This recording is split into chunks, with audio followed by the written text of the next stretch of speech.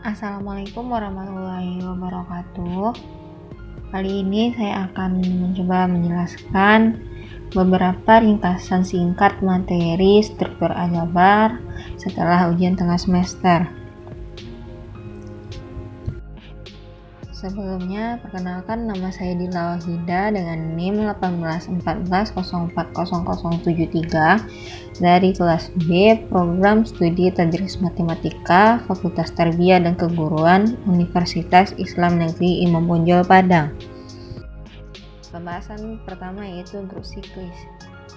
Yang pertama, definisi pertama yaitu terhadap perkalian di mana grup G dengan perkalian disebut siklik bila ada elemen A, elemen G sedemikian hingga G sama dengan himpunan A pangkat N di mana N elemen Z. Nah, elemen A disebut generator dari grup siklik tersebut. Lalu untuk definisi kedua terhadap penjumlahan, grup G dan penjumlahan disebut siklik bila ada elemen A, elemen G sedemikian hingga G sama dengan himpunan NA di mana N elemen Z.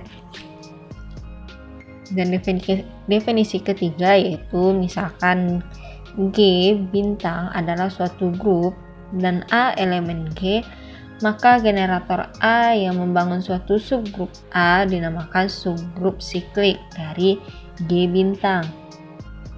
Nah, jadi ini maksud dengan subgrup siklik yaitu suatu subgrup yang dibangkitkan oleh satu unsur.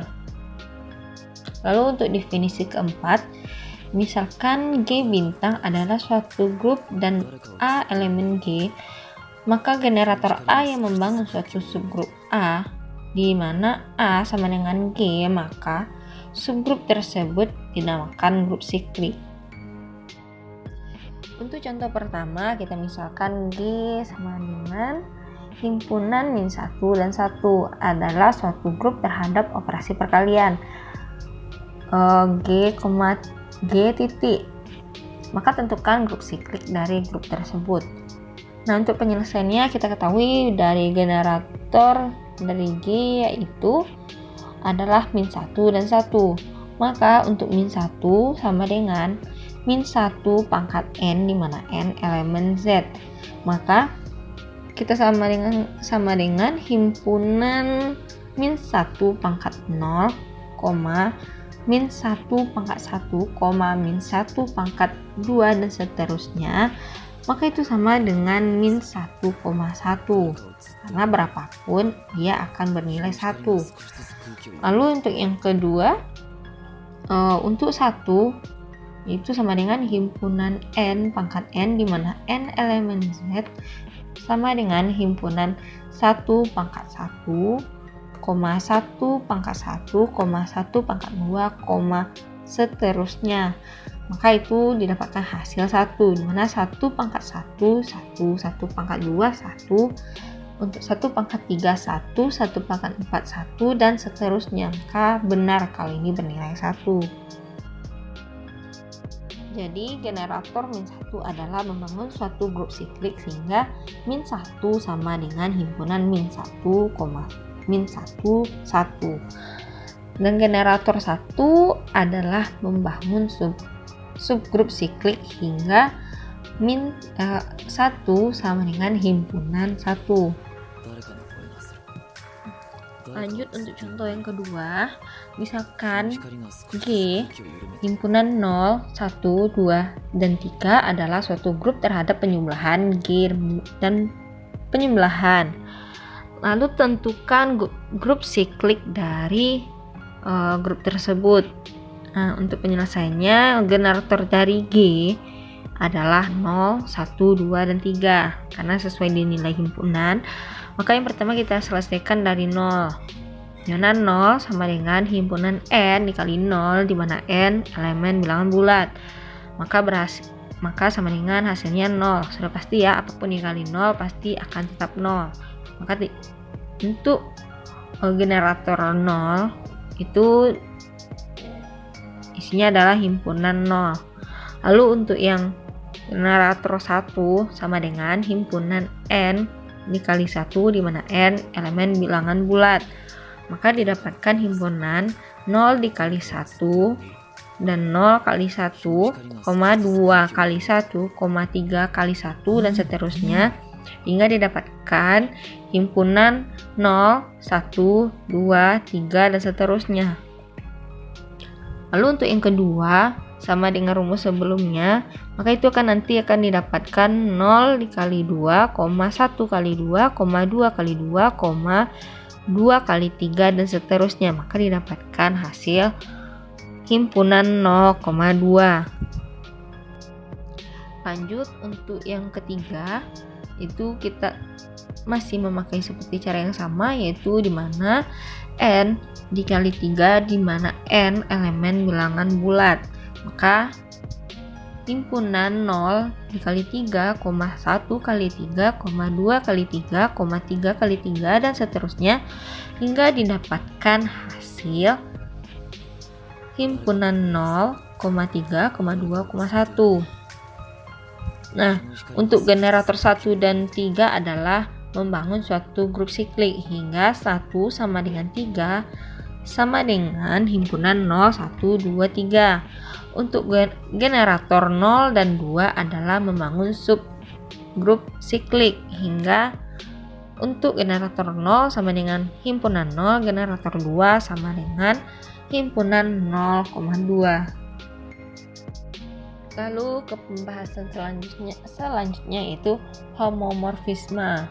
Nah, seringkali dijumpai adanya dua buah grup yang memiliki struktur yang sama seperti pada grup multifikatif atau perkalian dan himpunan bilangan kompleks, di mana himpunan 1 min 1 I min I dan grup dari matriks himpunan matriks 1 0 0 1 min 1 0 1 min 1 matriks 0 1 1 0 dan matriks 0 min 1 1 0 terhadap perkalian matriks yang memiliki daftar Cayley yang sama atau tidak atau identik. Jika himpunan bilangan kompleks kita misalkan sebagai himpunan E A B C kecil dan grup dari matriks kita misalkan sebagai himpunan E A B C besar, maka daftar Cayley yang dapat kita buat seperti tabel berikut, dimana yang bisa kita lihat ada dua tabel Cayley untuk A, E, B kecil dan daftar Cayley E, A, B, C besar. Maka dapat diperhatikan untuk semuanya E dikali E akan menghasilkan A dan begitu seterusnya sampai C dikali C akan mendapatkan nilai A.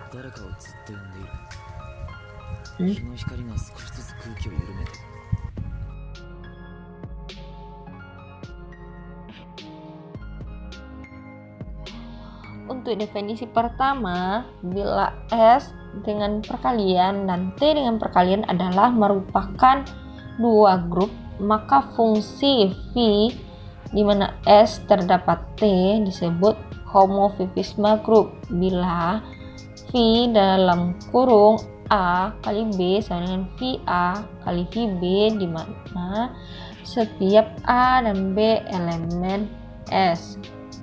Nah, bila grup-grup tersebut memiliki operasi berbeda, misalkan S bintang dan T O, maka fungsi V sama dengan S bintang, maka T, O disebut homomorfisme grup bila V A bintang B sama dengan VA O VB, di mana setiap A dan B elemen S. Ada beberapa definisi khusus mengenai homomorfisme adalah sebagai berikut. Yang pertama, untuk definisi 4.9, monomorfisme adalah suatu homomorfisme grup yang injektif. Yang kedua, epimorfisme adalah suatu homomorfisme grup yang surjektif. Yang ketiga, isomorfisme adalah suatu homomorfisme grup yang bijektif. Untuk definisi 4.10, itu mengatakan bahwa suatu homomorfisme dari suatu grup ke dalam dirinya sendiri dinamakan suatu endomorfisme, atau suatu endomorfisme yang bijektif dinamakan automorfisme. Untuk contoh, tunjukkan bahwa grup Z2 untuk penjumlahan dan H sama dengan himpunan min1 dan 1 untuk perkalian adalah merupakan homomorfisme.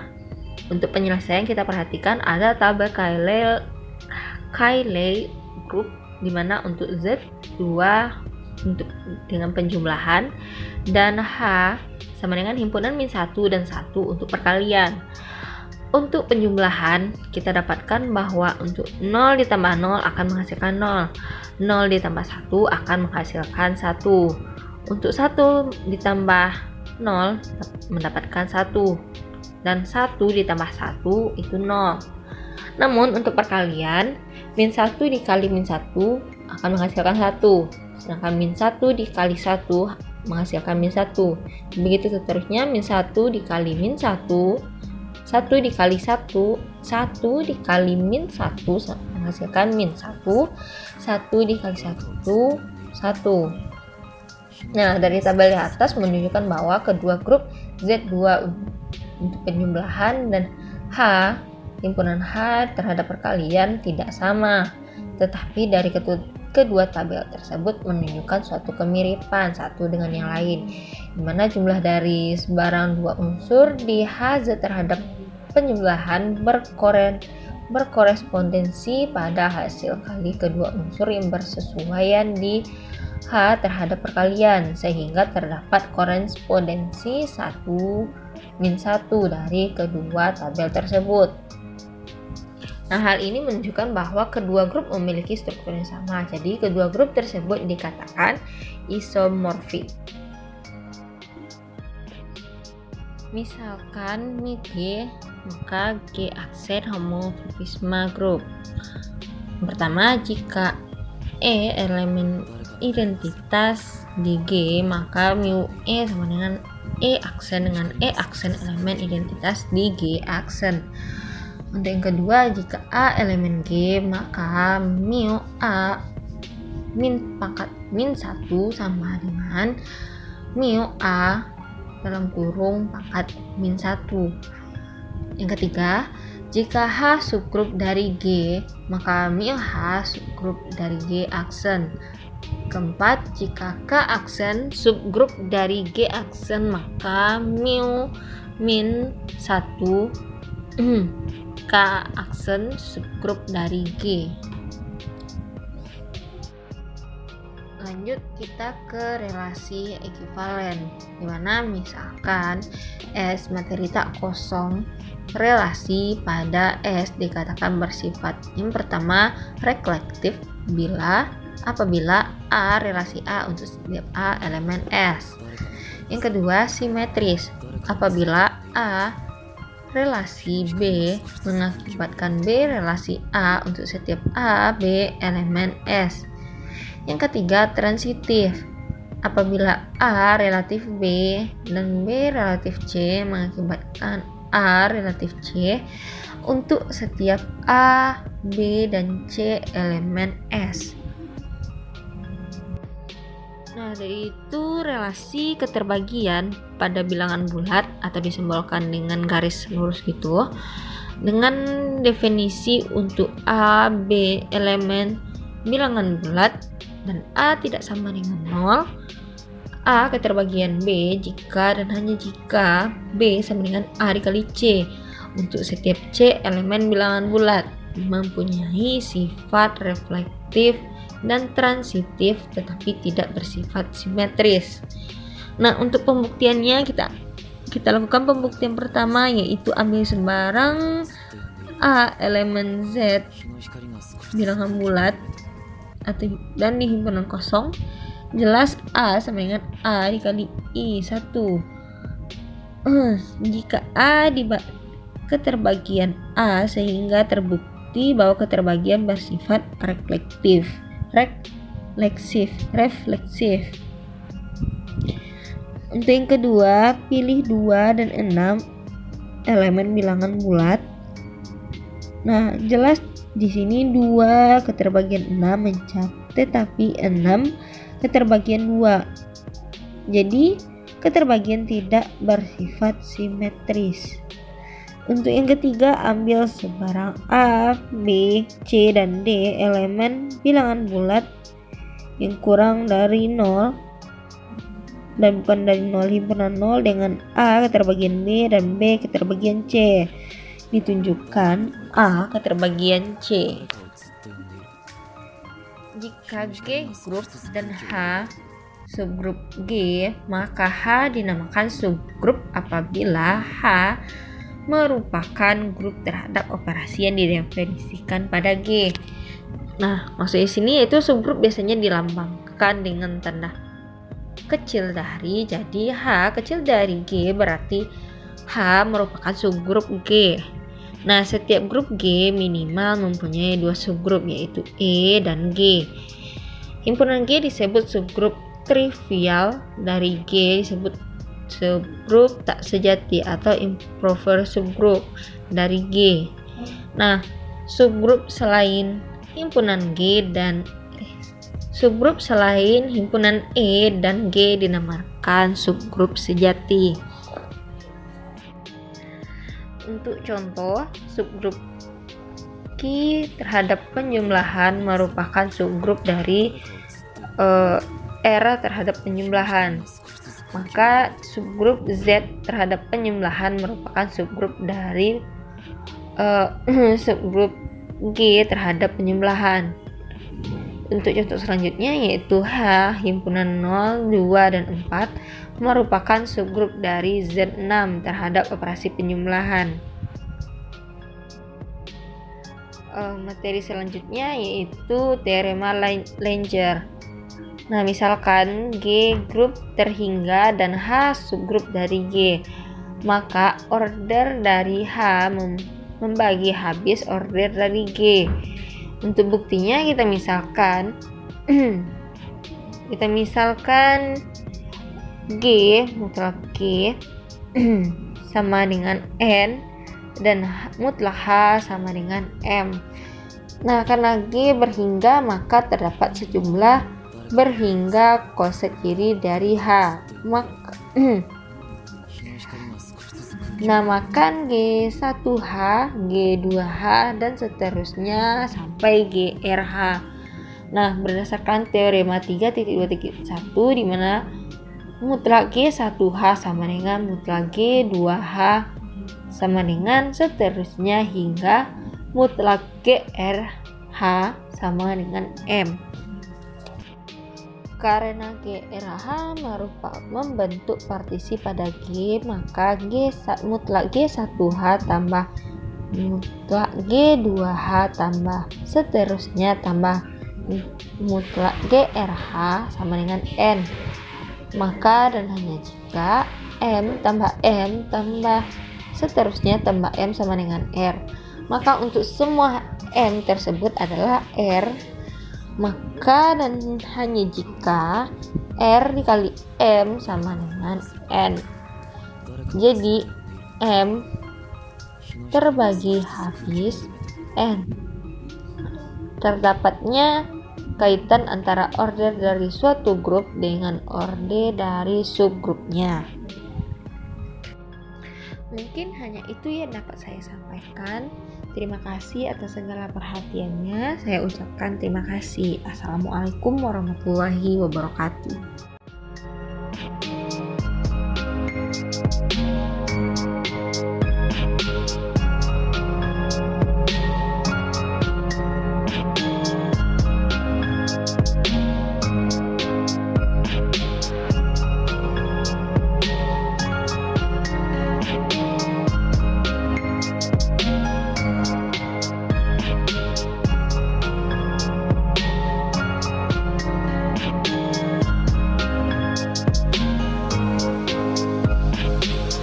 誰かの声がする。誰かをずっと呼んでいる。日の光が少しずつ空気を緩めて